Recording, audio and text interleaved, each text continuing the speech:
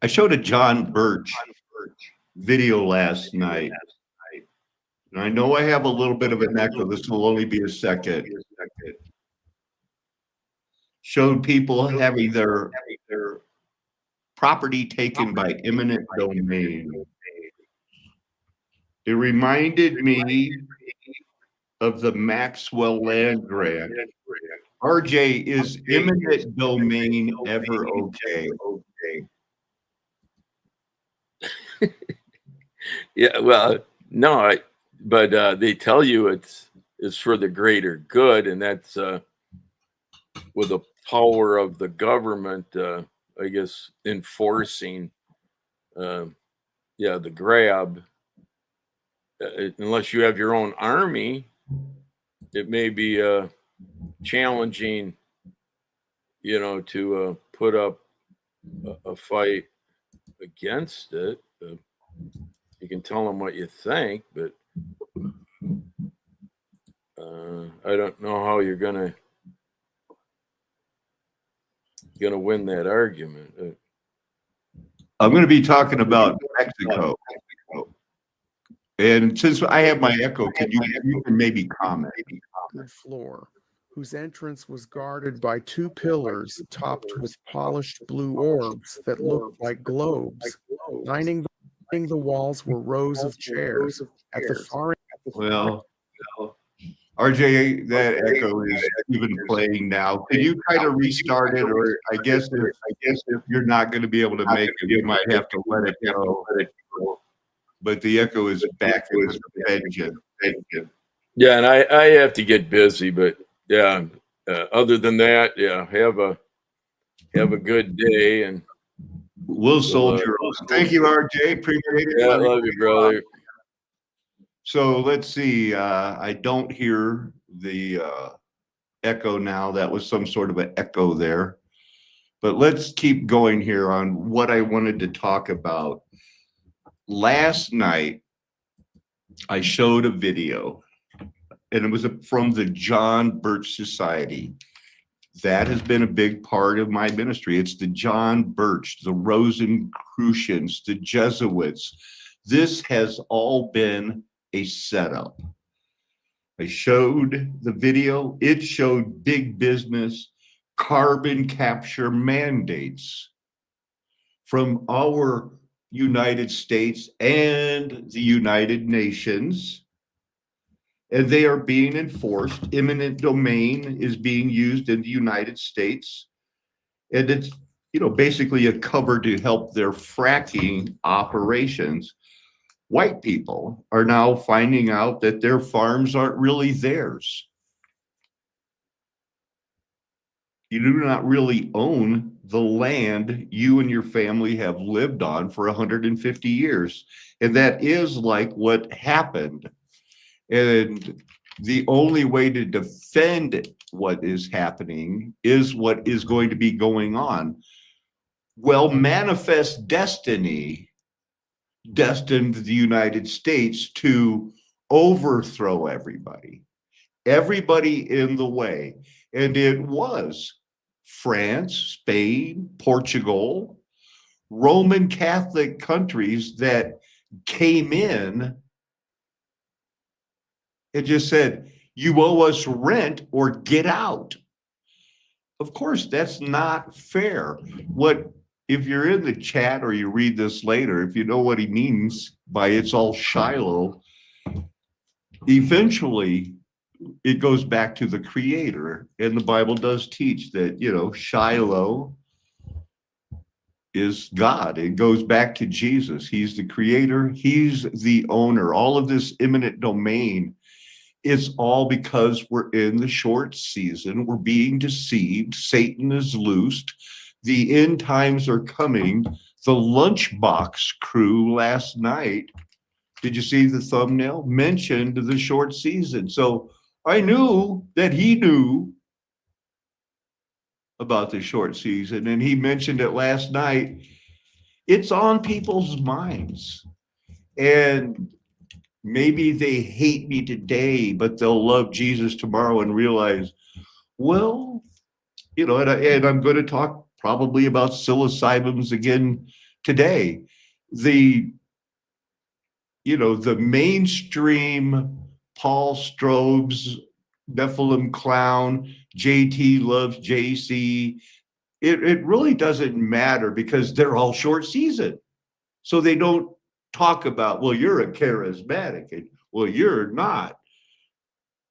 Demons live in people. No, they're dressing like clowns, super gods. That doesn't enter their mind because it's not supposed to yet. But well, let's just drive on. I've shown maybe I didn't show the disclaimer. There it is. Looks like it showing up.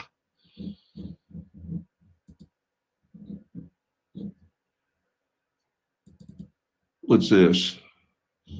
I just thought this was funny. I was looking for the Maxwell Land Grant so I could just pop it up on the Wikipedia. And I looked at it, said Maxwell Land Grant, and it said search MEX-ICANN government. I did. There was nothing there, but what's with, can AI not perform simple? If you ever read those AI disclaimers, they're saying, hey, we make mistakes. Don't really hold us to anything we ever say. Presbyterian versus Episcopalian now implies differences in both structure and doctrine. But this was not the case in the 1600s. Episcopalian meant governments by bishops appointed by the king. Somebody asked me yesterday about Calvinism and Presbyterianism. What they call, what do you think of Calvinism? They mean predestination. Obviously, the Bible teaches it. It's so that the doctrine of predestination can stand. That's what the New Testament is. So, but the Presbyterian structures, elders, nominated by the congregation. I'm putting myself forward. In Scotland, both sides were doctrinal Calvinists. Of course, I mean, if you read the Bible, you will be nothing but a predestinarian.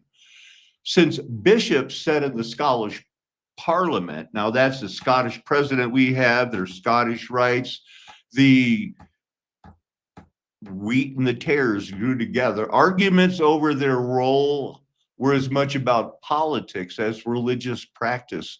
Do you think they've dumbed it down enough? The Presbyterian Church in America and a few others are like the last ones that won't ordain women.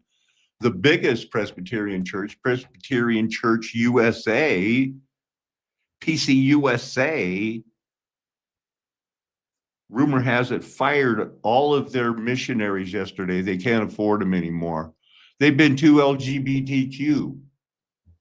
So the changes in the regime of 1638, 1651, and 1661, no mention of Julian or Gregorian calendar. The victors excluding their opponents, making the contest for control of the churches increasingly bitter. I don't know why they do that. Why would they call it a kirk when, in America, we call a kirk a church?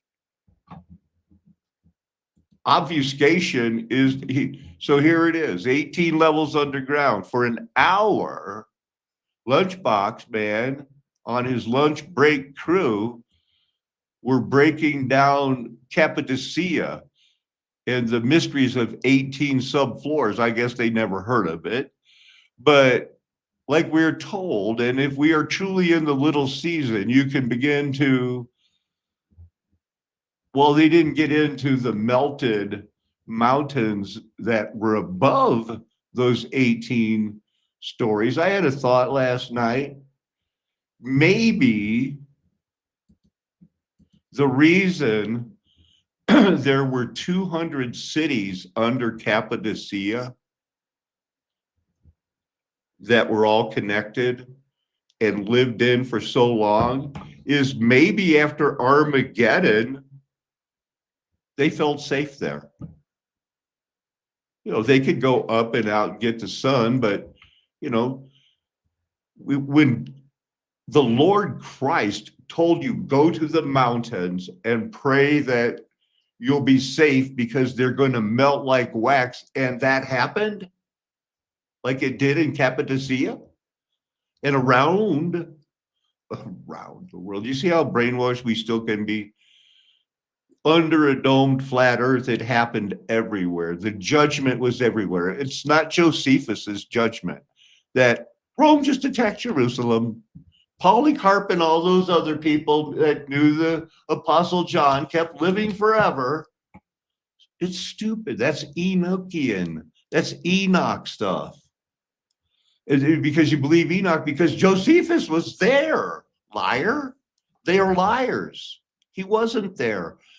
Armageddon affected the whole world, not the Josephus world of, oh, just Rome came and attacked Jerusalem, and I was living with the Essenes. I was a Pharisee, and I could see that Rome was going to win, so I became a traitor and wrote a book that proves Jesus didn't come back when he said he did. I've got a better idea. Those guys should shut up. We had the Glorious Revolution. A little bit of this. I want to see if I have the Lunchbox Crew Boy pulled up, but I don't.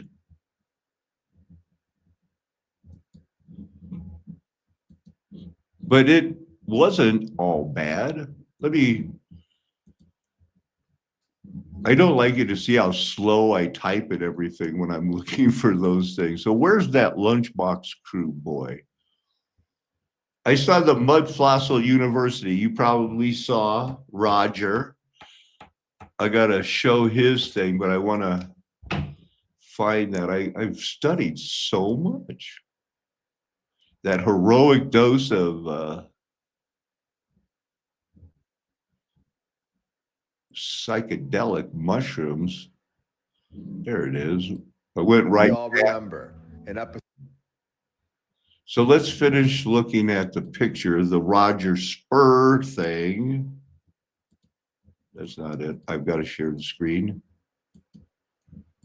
The word duh just jumped in my mind. So here's Roger Spur. Simple. Eventually we should be able to understand it. He's going to talk about the heart and everything else, but everybody goes, wow, have I ever heard of Roger Spur? Come on.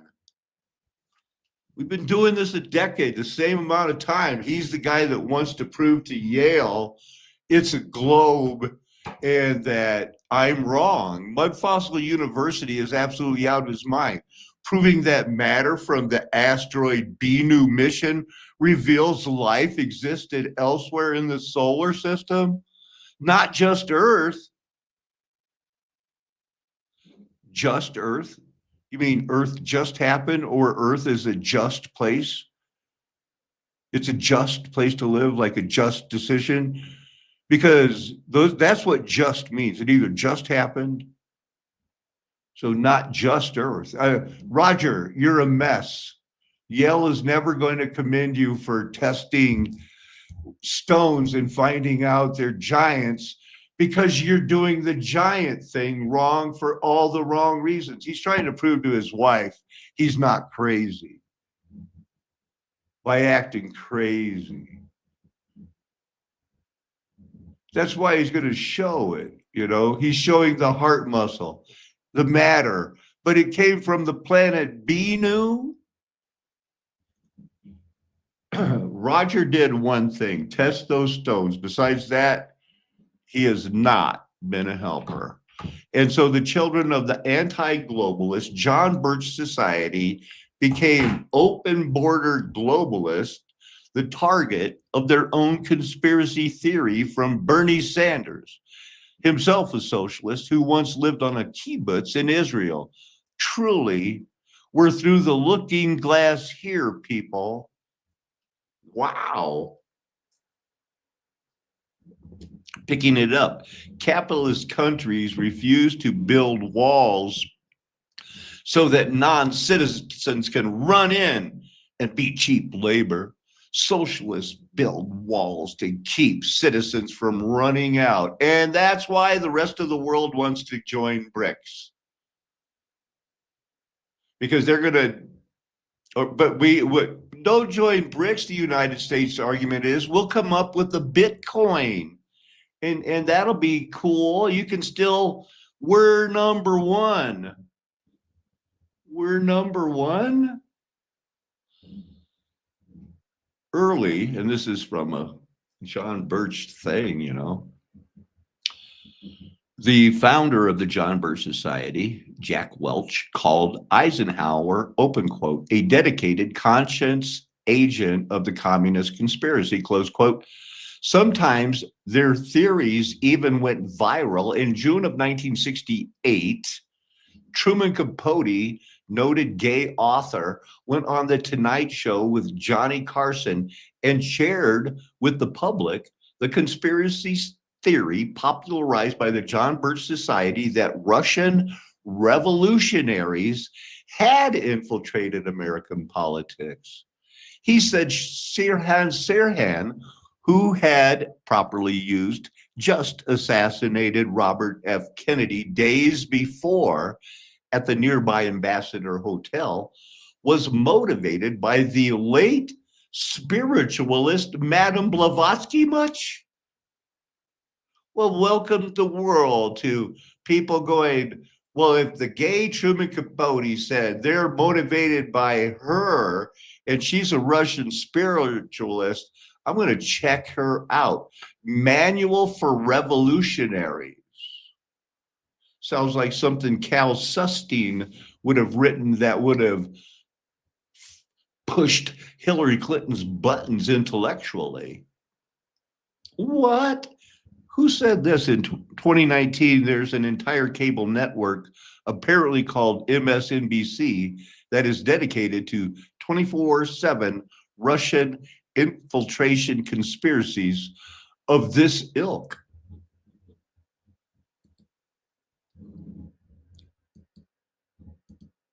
Were you guys seeing that? Episode 80, when Chicago told us that no other city in the world has tunnels. What an incredible slip up. The further that we go into this research, the more ammunition that we have to attack this ridiculous narrative. About their basement. Somebody would have to tell you what each room was used for. So this story about them knowing that rooms on the left are used for studies, this story is nonsense. It's extremely important for all of us to be able to read a narrative and see through the children's stories. They are a trick, and they keep people in that trance where people would just accept it for years and never think twice. We are exposing ridiculous statements over and over, showing exactly how to detect them within a narrative so that you can go find them yourself. And this is not just in history. This kind of thing happens all the time, even to this day. It is very important to be able to critically think, to act. Well, we've heard this all before, so he's going to take a lot of credit here for finding these things out. But I enjoyed it. I thought that the pictures would be interesting. We're going to get into the Maxwell land grant shortly, but we're all hooked on this stuff. It's our dopamine. All found by a random guy and his chickens.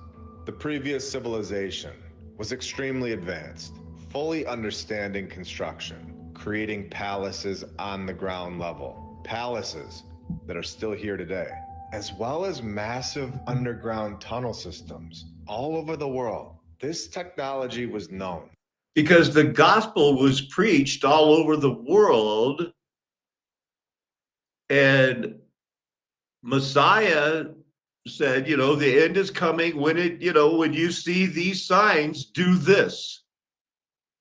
And he had his people write scripture. When you see these signs, do this. We're seeing these signs do it. They did it everywhere on this flat earth. And we should, now that we know, stop acting surprised. live today. Something that an advanced civilization needed to hide from, and they were clearly able to do so, where according to the mainstream professors, they say that creating 18-level tunnel systems, 200 cities all connecting, would have been fairly easy to do with simple tools like shovels and pickaxes. This is easy, according to the mainstream. I used to know a guy named Kurt Bennett, and he would have added right there because he heard somewhere and he thought it was funny.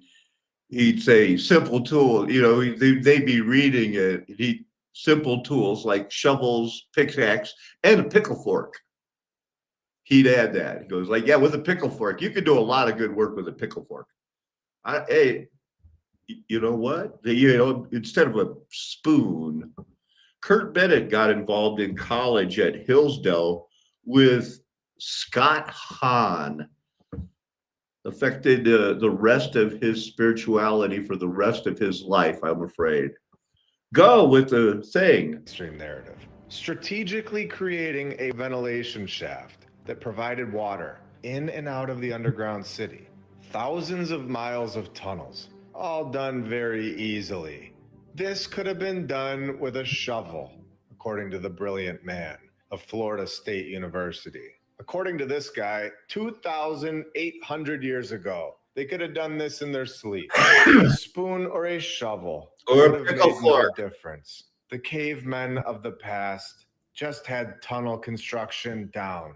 They were born with this skill, where the mainstream has no idea who created these tunnels. Because remember, the chicken just found them 61 years ago. So who should they credit these tunnels to? Well, the credit of creating them remains a partial mystery. They don't know who created them, and go on to suggest that the Hittites made them, where they may have excavated them. While Gets into it. Here's that part. I cut it. I think he mentions the short season thing. That thing that the Lord showed me when I was doing all that, is proof at all, but it is very interesting and something to keep in mind that ant people are being discussed on the other side of the map with massive. What did the Bible say to the people that really are? I mean, let's say you're hooked on the phonics and you're hooked on scripture and you read it all the time. And the Bible says, go live in the mountains and study the ant. Study the ant. Why do they look like ant mound things? I wonder why. Massive tunnel systems all over the world, like we know. Who builds tunnels? Well, ants do.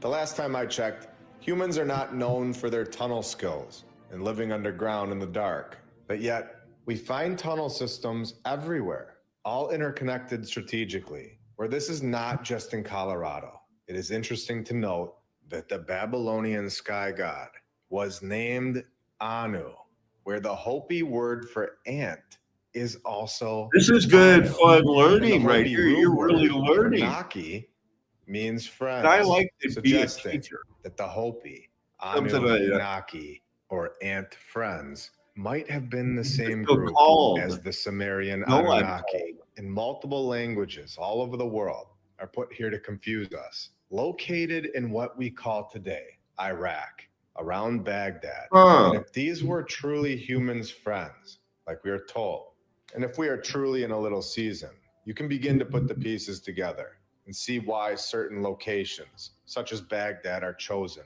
to be bombed. Where in April 2003, almost the entire collection of ancient cylinder seals were stolen from the Iraq Museum in Baghdad, and it remains missing. Where the US tanks rolled into Baghdad, they broke into the museum. Looters rampaged through the hall. They had curses in those cylinders. And these people believe that now the United States, maybe that's what they're afraid of. We got a bunch of curses we could use on them.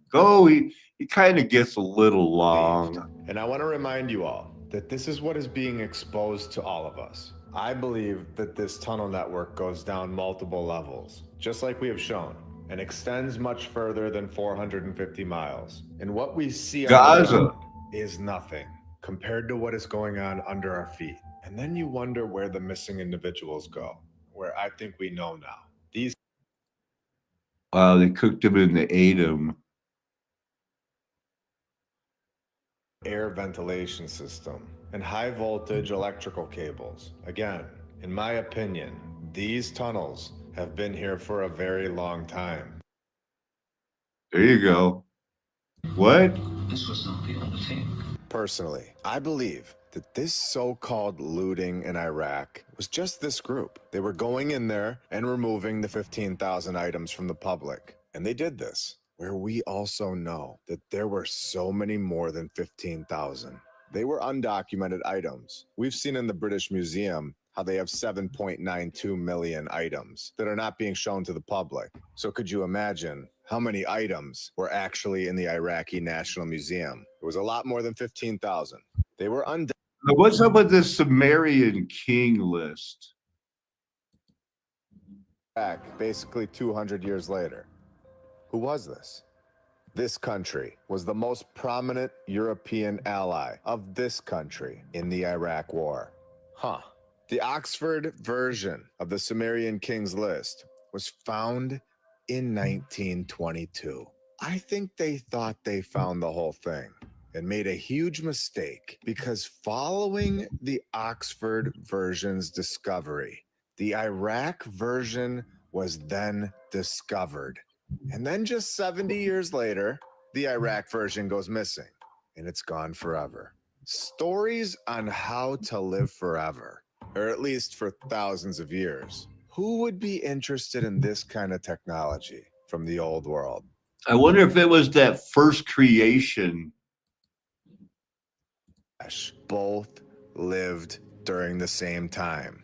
Archaeologists have already discovered that Imabrijisi was a real individual. They already know that he was real and not a myth. The Tamil inscription found in 1955 proves that Gilgamesh was not a mythical character. They lived at the same time, and these texts are not myth. It's clear. If you were trying to hide the true history of this place that we all live, you would go take the Sumerian Kings list from Iraq in 2003. Maybe. I don't know if it's that big a deal. We're wrapping this Multiple up. copies of the Kings list just laying around. Again, all of this taking place in the 18 and 1900s, and even carrying into the 2000s. So you can see how new our civilization really is. The finders are still finding things. If you've seen all So let's just look at this. They've been categorizing interbreeding forever since the reset, the loosing of Satan, 1700s. Well dressed. Again, well dressed.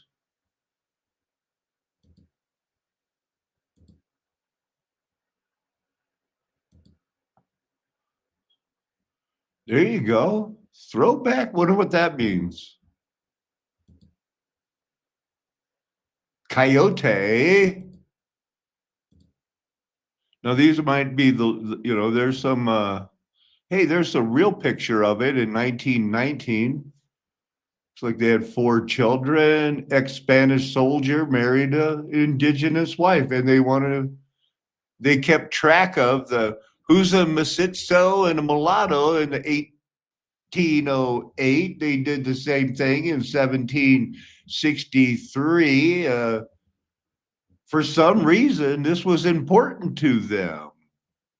And they're claiming Gonzalo did it. He did it. He's the one who fathered the first mestizo children in Mexico. Before, only mestizos mestizos before were those born in the Caribbean to Spanish men and indigenous women there. So it really is new. Oh, he's a mixed Costa Rican born singer. They do that in other countries too. Look at that guy. Somebody who's mixed became a soccer player. It looks like Elon Musk. First independence movement in El Salvador. Genetic ancestries. It really spreads fast. This is in Argentina. It's for a while, it didn't matter. There was a golden age, and then there wasn't. That picture was of the Philippines. But they're not white. They could dress them up and they needed them for a while, but now they don't. Now what they need are their resources. The Maxwell Land Grant, that's that Colfax County. This is that Billy the Kid, former hired to be an enforcer for foreign interests and then turned bad is what they say, right here in our neck of the woods. That's a mud flood building. They found it. People were living there. We can trace them by their bolts, by their rivets, but we could build things and they could we can build things. Lucian B. Maxwell obtained ownership of a grant, sold it to European investors, and everything that went with it. They didn't have a regular survey. They were doing meets and bounds. So they just expanded. The grant had been established and first settled on the basis of Mexican land law and practices. These were kingdoms ruling. There's nothing shadier, like, oh, who cares?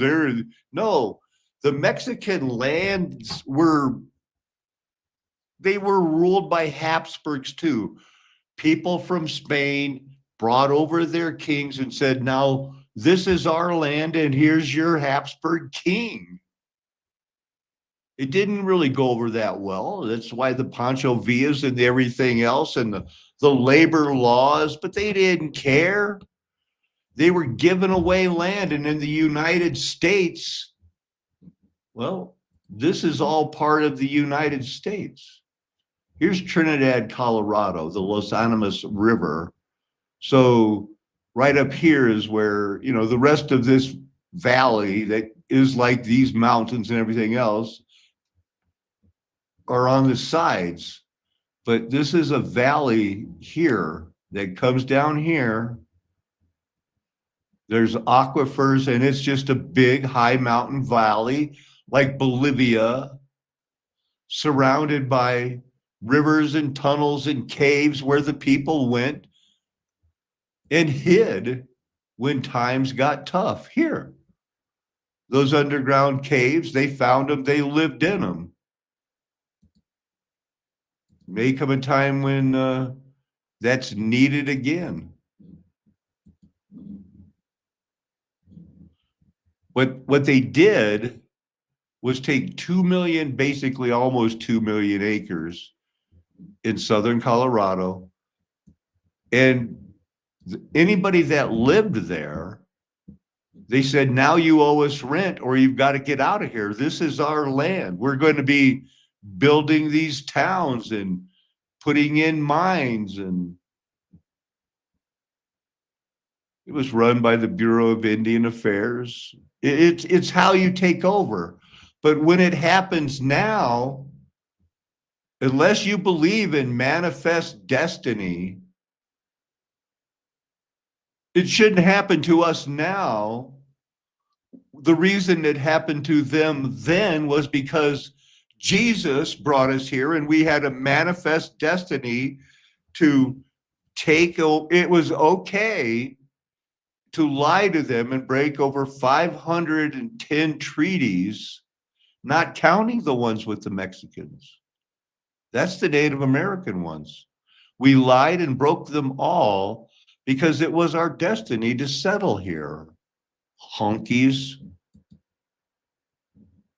End of the room, there appeared to be an altar with burgundy-colored curtains behind it. To me, the setting made me think that a wizard with a pointy top hat would come out from behind the curtains at any moment. This room was some sort of inner sanctum that I knew I probably was not allowed to be in, but was only there because of who I was with. This strange room was not the most curious part of the lodge for me. In the entrance of the lodge was a main room with busts of major political figures from Mexico's history: Juarez, Father Hidalgo, Morelos, and more. I was really interested in why Hidalgo was in this hallowed room of heroes, because he was a Catholic priest, and I knew the church was not so fond of the Masons. I voiced my wonder out loud. The wife of the high-ranking American Mason responded to me. They were all Masons. This country was founded by them. Father Hidalgo was secretly a Mason, even though the church was against the whole movement. The Masons were all about creating new power structures, and in Mexico, they were all about breaking away from Spain. I found this all rather interesting and vowed one day to look into Who else hates the computer Freemasons. AI Could this drawing? mysterious fraternal order, with its Enlightenment ideals and clandestine networks, have played a pivotal role in sparking and shaping Mexico's break from Spain in the late 1700s and early 1800s? We will delve into the evidence. They didn't break from Spain if you're stuck remaining Roman Catholic. Go. Deep suspicion. The Inquisition, still active in Mexico, branded Freemasonry as heretical and seditious, forcing any lodges to operate clandestinely. Yet the ideas of the Enlightenment, carried by books, travelers, and returning students, seeped into the colony. The Creoles, educated and ambitious, were particularly receptive. They resented their second-class status. Didn't they worship Mary like everybody else? How come they had to be? Look at their poor, miserable state living in second-class status. This is the same false religion that people worship today. Here's their, there's the Trinity.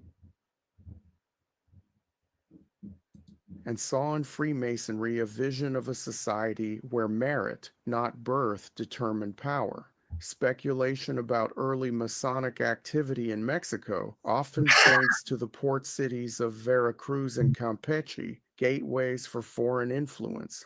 In 1816, the York Rite Grand Lodge of Louisiana reportedly chartered a lodge called Amigos Reunidos No. In Louisiana. Wow, that's a big part of the mouth of the Mississippi. That's a big part of our history. Lunchbox Boy was better. Officers and intellectuals in a common cause. After independence, Freemasonry emerged from the shadows. Lodges multiplied, splitting into rival factions. The York Rite, favored by conservatives like Iturbide, and the Scottish Rite, embraced by liberals. This division shaped Mexico's turbulent post-independence. And the United States continuously turbulent history. We're living in it right now. Not only the United States, Mexico, Argentina, every country thinks they're the center of the world and they've done it right. And they all have tunnels and Freemasons speaking different languages than we understand right now. But it's maybe they have their own salt Paco and they're doing it. Wow. There's what you have to believe in, that the belief in the 1800s that American settlers, it doesn't matter who was there, if they could build a train, put a telegraph line there, Indians, you leave. We're putting you on a reservation for now until we need that land, and then you're leaving then too.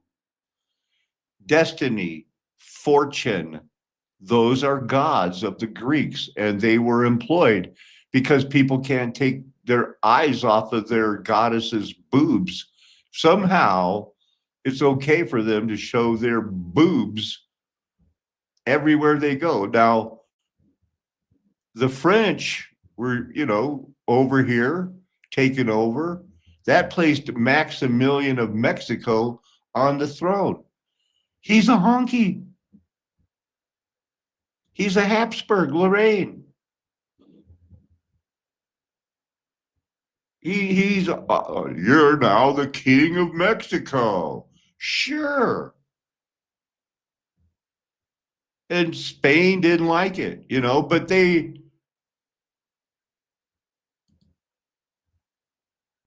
Freemasonic things based in France.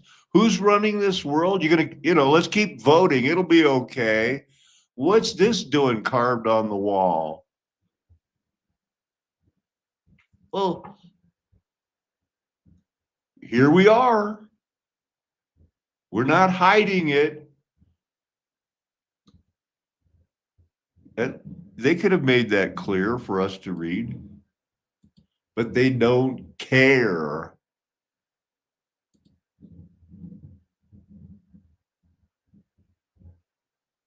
Strange features about the clothing that raise some questions, but first I want to give an example of what the bollards were like in ancient times.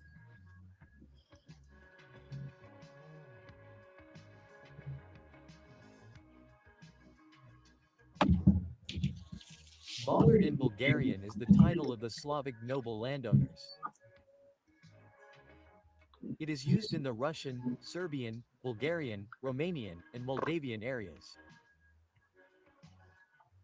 This rank has survived as a surname in Russia, Romania. Who else is thinking that these guys found the shirt of a Nephilim, a giant, a tall person, and put it on, rolled up their sleeves, and said, "This is my style. My wife made it for me." Finland, and Latvia, where it is spelled Pajari. Later in Russia, they were associated with a rural nobility that was characterized by their particular attire. Long brocade and fur-lined coats that reached to the feet. Tall sable caps and long beards.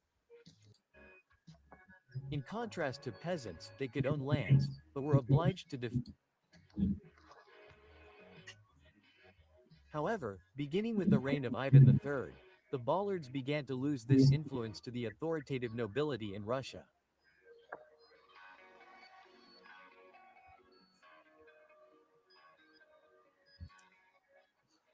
The bollards in Galicia, the nobility of Galicia was originally called bollards. Galatia.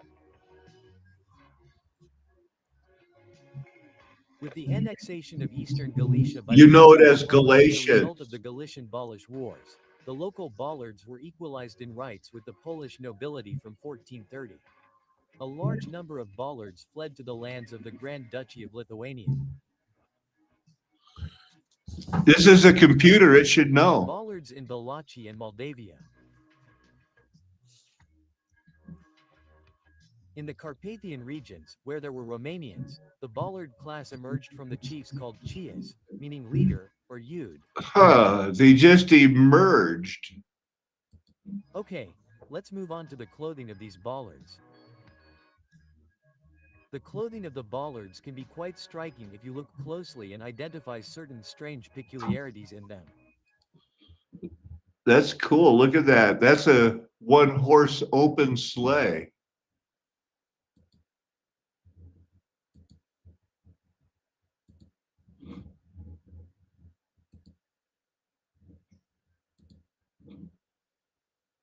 Sumptuary laws, shawls and fur sables, page 155. I didn't have a lot of time this morning. Laws and principalities issued 1778. Also include the signature of Patriarch Avram of Jerusalem, wherever they considered that might have been Constantinople, Istanbul, cashmere shawls, and hearers, is that how you would say it? G-ires did not come under because they helped from the cold. But these people on these Romanian lands, clothing laws had to be passed because people were finding clothes and putting them on, but the boyars were the only ones who they wanted to wear the fancy clothes. This is a paper on how the boyars dressed, how to be a boyar. That's quite a stretch. I mean, that's from the 1710s, right when Satan gets loosed through Napoleon's second run. He had a little interruptus there called the Renaissance, but he was brought back. Wallachia, Moldavia, peripheries of the Ottoman Empire called Greeks. So these people were Greeks, Galatians. And there's a pretty good amount of information about them. They like to dress up. They like to wear these hats. They were big into all their clothes, oversized clothes. And if you had a hat on, rumor is a common person, if you had this type of hat on and dressed like this, the common person would fall down at your feet and that's what they said, practically worship you because you're wearing these hats. Now, you don't believe there's a 13th century, do you?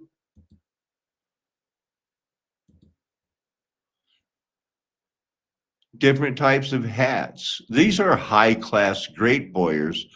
The ones that are lower class had to put a cushion on their head. There's the Wallachian boyars of the third rank wearing small isliks adorned with cushions. In 1825, Greeks, they called themselves Greeks. Maybe that's why they had to get genocided. This is interesting. Notice this picture, hookah, hat. That is the essence of don't bother me unless it's important. I'm smoking my hookah. Greece, Galatia, another pipe. Gonna fly now. 1828 was the time. Who's gonna light that pipe?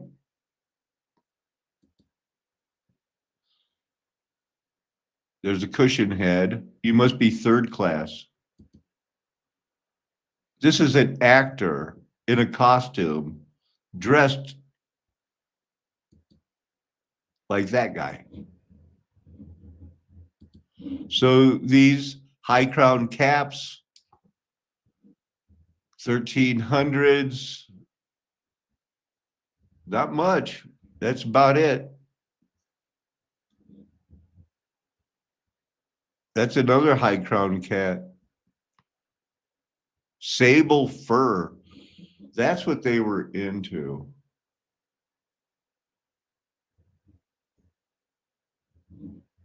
So I have a Bible verse. This is the one, lifted up their eyes. We did that. I'm in the marimba business. Here we go. I wanted to close this with Malachi 2:15.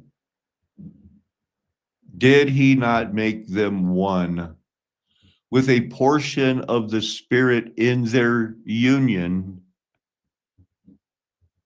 And what was the one God seeking? Godly offspring.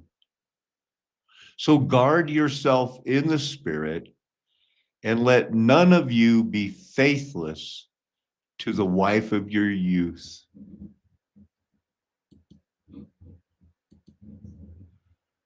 We know what a covenant is. We know when we're keeping it and when we are not. Vows. Maybe a rash vow, a vow, nonetheless. How we dress, how we act, how we treat each other.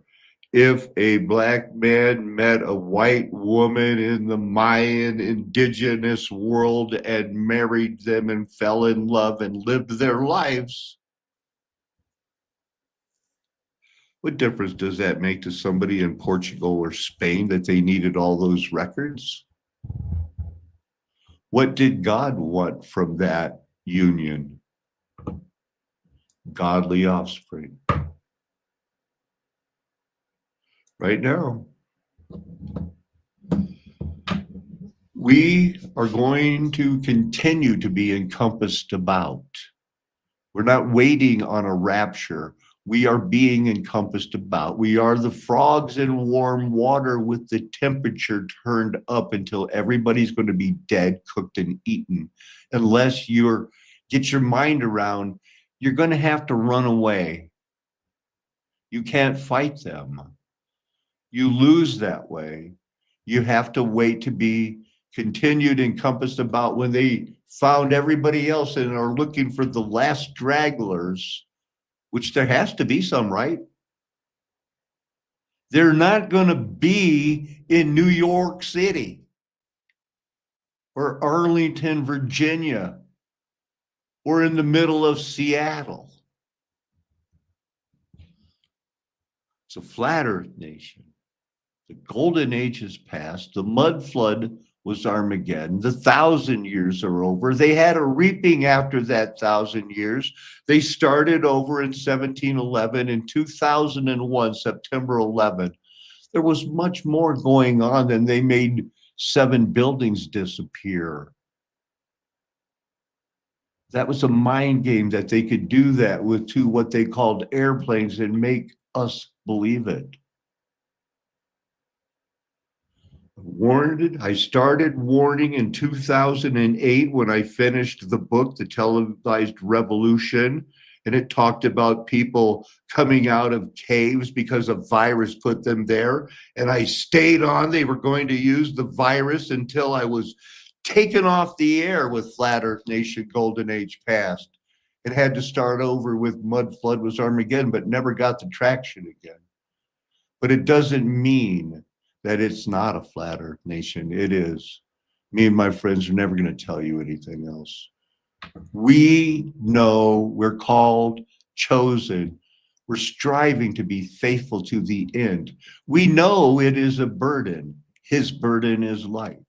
We're tied to it. It's a yoke. His yoke is easy because this is not my home. Amen. Hallelujah. Aho, aloha, arrivederci, ciao, sayonara, avederse, nakame, adios, hasta luego, Kaya, man. It's like see you later, alligator in Espanol.